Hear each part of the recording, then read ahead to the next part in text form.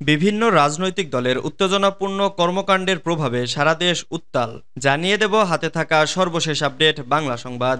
জামাতের রাজনীতির প্রশংসায় মির্জা ফখরুল। এরপর জানিয়ে দেব সীমান্ত দিয়ে চোরাই পথে গরু প্রবেশের বিরুদ্ধে কঠোর অবস্থানে সরকার। এদিকে নির্বাচন কমিশনে গিয়ে প্রতিমন্ত্রীর দুঃখ প্রকাশ। আরও জানিয়ে দিব ডক্টর ইউনূস সহ 14 জনের বিচার চলবে কিনা জানা যাবে 12 জন। সর্বশেষ জানিয়ে দেব আমি কোনো চাপের মধ্যে নেই বলেছেন স্বাস্থ্যমন্ত্রী। এতক্ষণ শুনছিলেন সংবাদ শিরোনাম, এবারে বিস্তারিত। তবে অনুরোধ থাকবে ভিডিওটিতে একটি লাইক করবেন এবং কমেন্ট করে জানিয়ে দিবেন কোন জেলা থেকে আপনি আমাদের এই ভিডিওটি দেখছেন।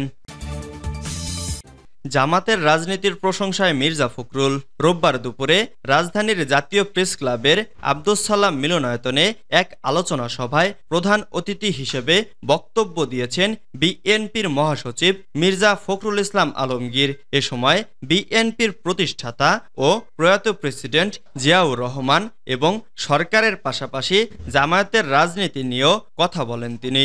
বিএনপির মহাসচিব বলেন, আমি জামাতের রাজনীতি সমর্থন করি না, কিন্তু তাদের যে সাংগঠনিক কাঠামো তা অত্যন্ত বিজ্ঞানসম্মত। নিজেরা পড়ালেখা করে ও পরীক্ষায় উত্তীর্ণ হতে হয়। সেজন্যই বলি রাজনীতির জায়গায় রাজনীতি থাকুক, আপনারা গবেষণা করুন, থিঙ্ক ট্যাঙ্ক হিসেবে কাজ করুন। তিনি আরো বলেন, তাদের ছাত্র শিবিরের স্টাডি সেল আছে, তাদের প্রত্যেককে লেখাপড়া করতে হয়। নিজেরা বই পত্রিকা প্রকাশ করে জ্ঞানের চর্চা ছাড়া সফল হতে পারবেন না।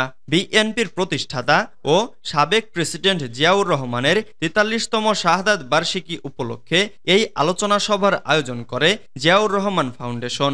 সংগঠনের নির্বাহী পরিচালক অধ্যাপক ডক্টর ফরহাদ হালিম ডোনারের সভাপতিত্বে ও শাহাদাত বার্ষিকী উদযাপন কমিটির আহ্বায়ক প্রকৌশলী মাহবুব আলমের সঞ্চালনায় সভায় বক্তব্য দেন ঢাকা বিশ্ববিদ্যালয়ের রাষ্ট্রবিজ্ঞানের সাবেক অধ্যাপক ডক্টর নুরুল আমিন ব্যাপারী সহ আরও অনেকে।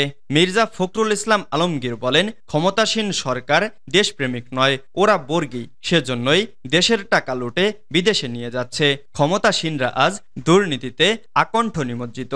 তিনি বলেন, জাতি এখন দ্বিধা বিভক্ত। জিয়াউর রহমান তো নিজে রাজনীতিতে আসেননি, তাকে নিয়ে আসা হয়েছিল।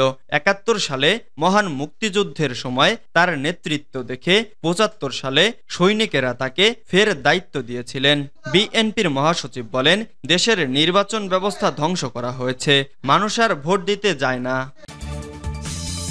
সীমান্ত দিয়ে চোরাই পথে গরু প্রবেশের বিরুদ্ধে কঠোর অবস্থানে সরকার। কোরবানি উপলক্ষে সীমান্ত দিয়ে চোরাই পথে অবৈধভাবে কোনো গরু যেন দেশে ঢুকতে না পারে সে বিষয়টি খুব কঠোরভাবে মনিটরিং করা হচ্ছে বলে জানিয়েছেন মৎস্য ও প্রাণী সম্পদ মন্ত্রী মোহাম্মদ আব্দুর রহমান।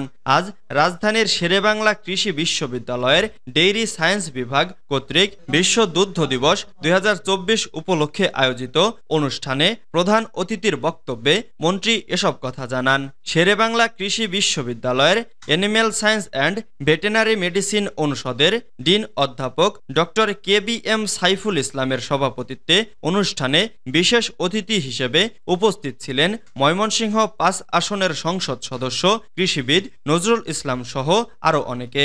মৎস্য ও প্রাণী সম্পদ মন্ত্রী ও আওয়ামী লীগের সভাপতি মণ্ডলীর সদস্য বীর মুক্তিযোদ্ধা আব্দুর রহমান বলেন, কোরবানিকে সামনে রেখে কিছু দুষ্টু ও মতলববাজ লোক আমাদের দেশীয় খামারিদের নিরুৎসাহিত করার জন্য চোরাই পথে অবৈধভাবে কিছু গরু আনছে বলে অভিযোগ পাওয়া গেছে। তবে এ ব্যাপারে সরকার অত্যন্ত কঠোর অবস্থানে রয়েছে। এ বিষয়টি নিয়ে যথোপযোগী ব্যবস্থা নেওয়ার জন্য স্বরাষ্ট্রমন্ত্রীকে অনুরোধ করা হবে বলেও তিনি জানান। সুতরাং দেশীয় খামারিদের এ ব্যাপারে ভাবনার কোনো কারণ নেই। আসন্ন ঈদুল আজহায় যাতে মুসলিম ধর্মাবলম্বী ভাই ও বোনেরা উৎসবের সাথে ও সুন্দরভাবে উদযাপন করতে পারে সে ব্যাপারে মৎস্য ও প্রাণী সম্পদ মন্ত্রণালয় সার্বিকভাবে তত্ত্বাবধানে থাকবে বলে জানান প্রাণী সম্পদ মন্ত্রী। নির্বাচন কমিশনে গিয়ে প্রতিমন্ত্রীর দুঃখ প্রকাশ।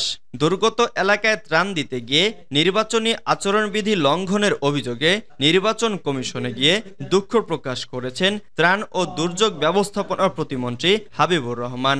আজ রোববার বিকেলে তিনি নির্বাচন ভবনে হাজির হন।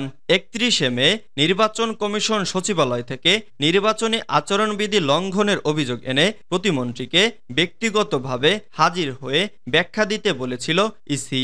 ইসির চিঠিতে বলা হয়েছিল, পটুয়াখালী জেলার রাঙাবালী উপজেলার ছোট বাইশদিয়া ইউনিয়নের কোড়ালিয়া ঘাটে এবং চালতাবুনিয়া ইউনিয়নের চালতাবুনিয়া বাজারে ত্রাণ বিতরণের সময় প্রতিমন্ত্রী প্রকাশ্যে ভোট দেওয়ার জন্য আহ্বান জানিয়েছেন, যা বিভিন্ন প্রিন্ট ও ইলেকট্রনিক মিডিয়া এবং সামাজিক যোগাযোগ মাধ্যমে প্রকাশিত হয়েছে।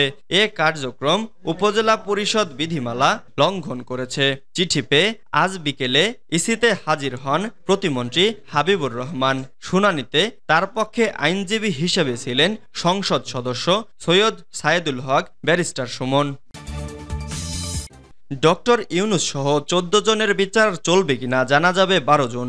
গ্রামীণ টেলিকমের শ্রমিক কর্মচারীদের সংরক্ষিত ফান্ডের লাভ্যাংশের ২৫ কোটি টাকা আত্মসাৎ ও পাচারের অভিযোগে করা মামলায় নোবেলজয়ী ডক্টর মোহাম্মদ ইউনূস সহ ১৪ জনের বিরুদ্ধে অভিযোগ গঠনের শুনানি শেষে আদেশের জন্য আগামী ১২ জুন ধার্য করেছে আদালত। রোববার ঢাকার বিশেষ জজ আদালত ৪ এর বিচারক সৈয়দ আরাফাত হোসেনের আদালত দুদকের পাবলিক প্রসিকিউটর মোশাররফ হোসেন কাজল আসামিদের বিরুদ্ধে অভিযোগ গঠন করতে শুনানি করেন।